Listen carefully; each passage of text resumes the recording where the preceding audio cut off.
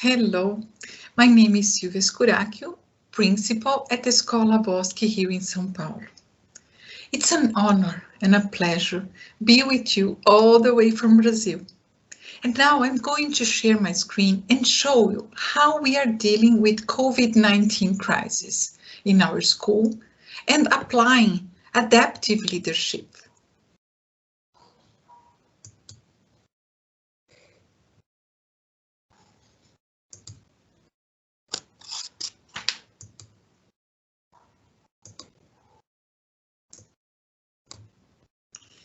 Okay. Brazil is a beautiful and very diverse country. To have an idea, it's just a little bigger than Australia, 10%. But the huge difference is the population. While Australia has about 25 million, Brazil has 210 million people. São Paulo, the city where I live, has almost Australia's entire population. Greater São Paulo has 22 million people. In my city, we concentrate 23% of the Brazilian population. So imagine live in a huge city like this during the pandemic. Many states here have vulnerable communities, and the COVID-19 crisis widened the gap between the private and public education. The stark inequality of the country has created two parallel realities for children and teenagers.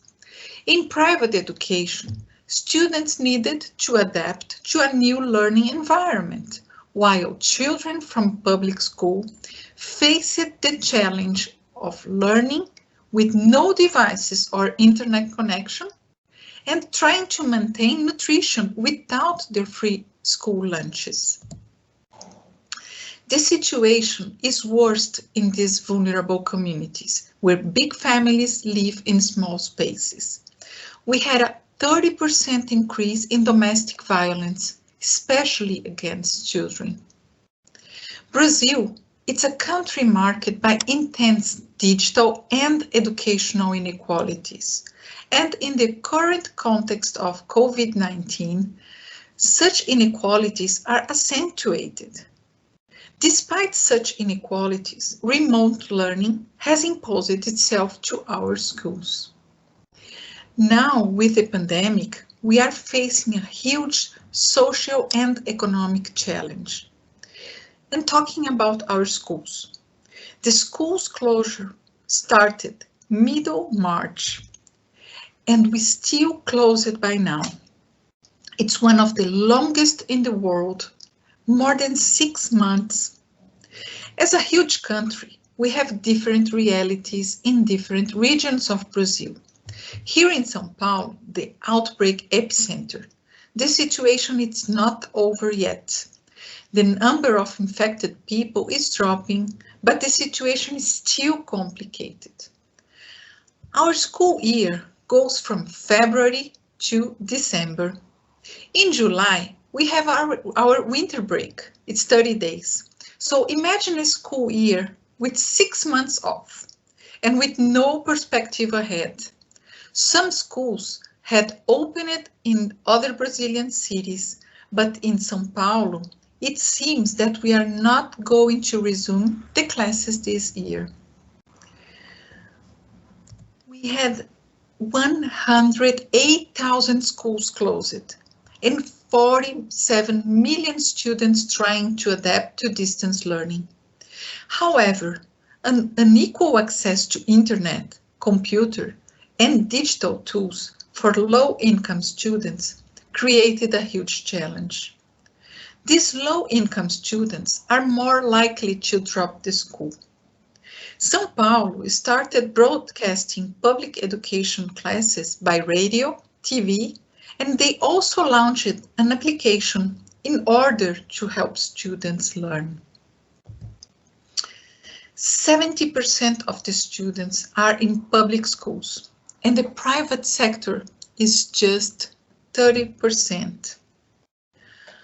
We know that many teachers, especially from public schools, were not familiar with the use of technology for pedagogical purposes, and they are trying to learn as they try to teach remotely. Brazil is facing difficult times in areas where we are already fragile, like quality education for all. But fortunately, the private schools have a different reality, and we are trying to make a difference, offering quality education, especially in São Paulo, where we have excellent schools. Adaptive learning is a practical framework that helps individuals and organizations adapt and thrive in challenging environments.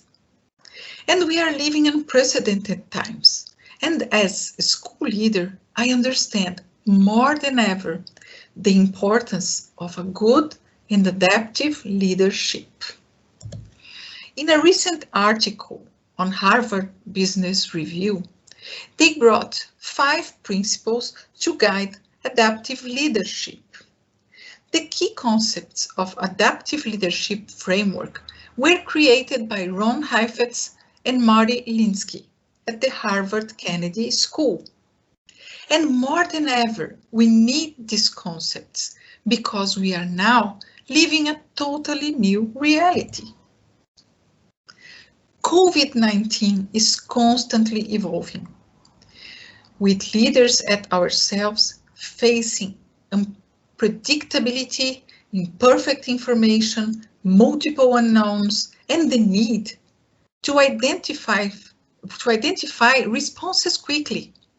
All of that while recognizing the multidimensional health-related, economic, social, political, educational, cultural nature of the crisis. And in order to respond to this crisis, we need to apply adaptive leadership, which involves what we refer at the 4 A's: anticipation, or try to see future needs, trends, and options. Articulation of these needs to build collective understanding and support for action. Adaptation, so that there is continuous learning and the adjustments of responses as necessary. Accountability, including maximum transparency in decision-making processes and openness to challenges and feedback. The 5 common principles to guide this kind of adaptive leadership across COVID-19 are: first, ensure evidence-based learning and adaptation. Adaptive leadership means constantly assess our actions, recognizing that we have to continuously adapt or intervene as we learn more and more about the outcomes of our decisions.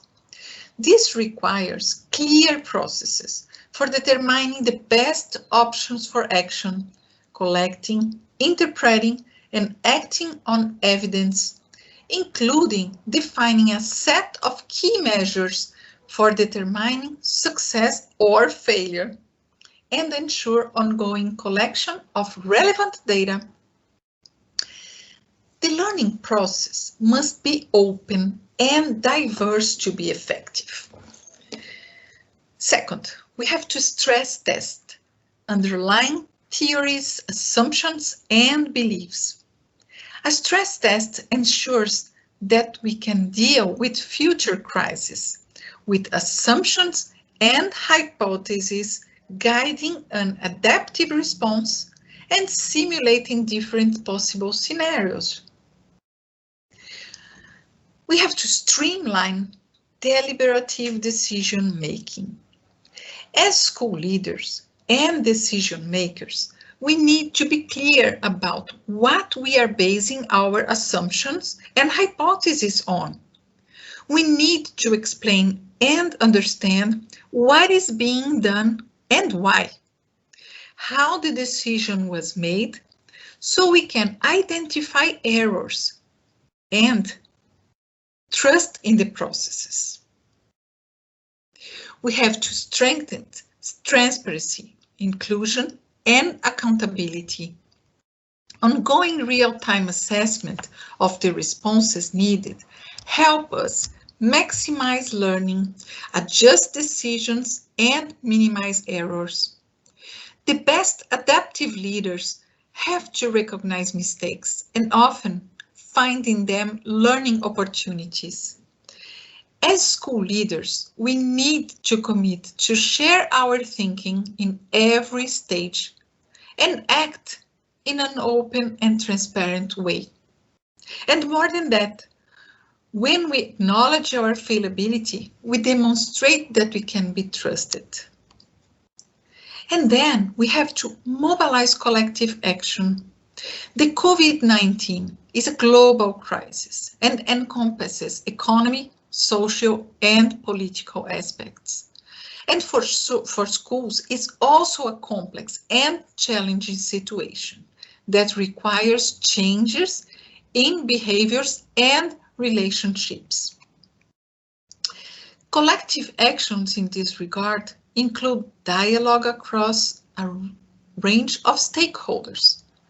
What we are doing during this crisis will have repercussions for years to come. And these 5 principles of adaptive leadership are not just vital to guide our immediate responses. They will also be vital for shaping long-term recovery and resilience plans. I like this. Our future must be uncertain, but this uncertainty is at the heart of the human creativity. We have to be creative, especially during these times.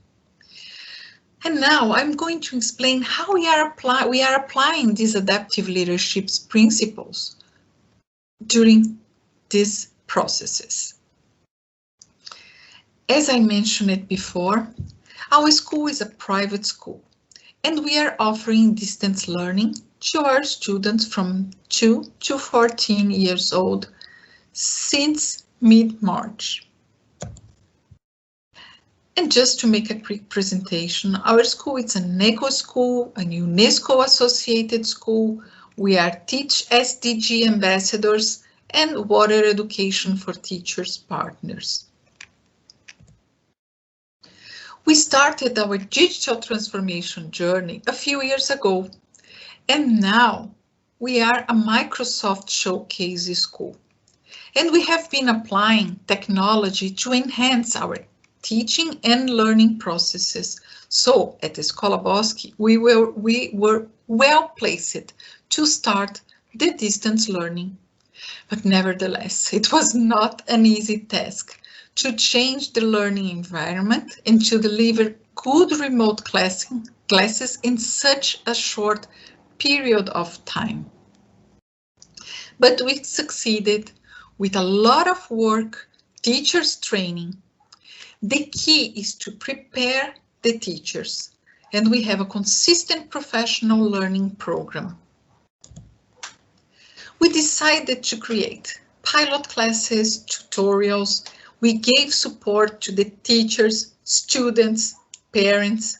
We created many channels for feedback to guide and orient our decisions, and to check if our decisions were good or needed improvement. We included videos, personalized help.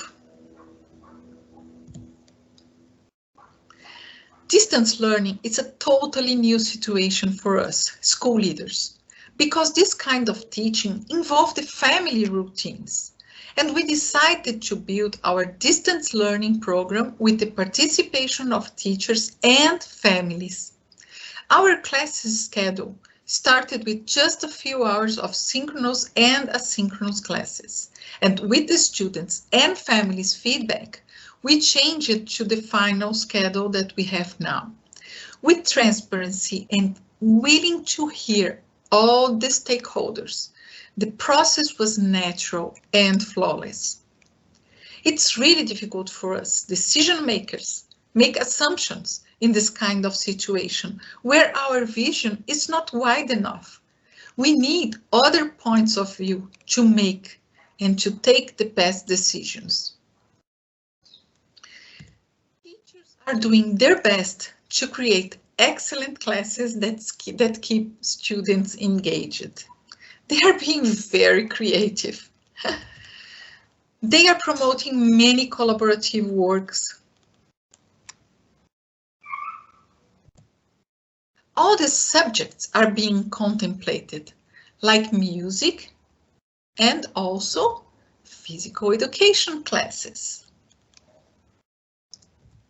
And we are also promoting many social-emotional activities, like this one where the students had as an assignment to praise someone and be kind to them, and then share with their peers the results of these acts of kindness.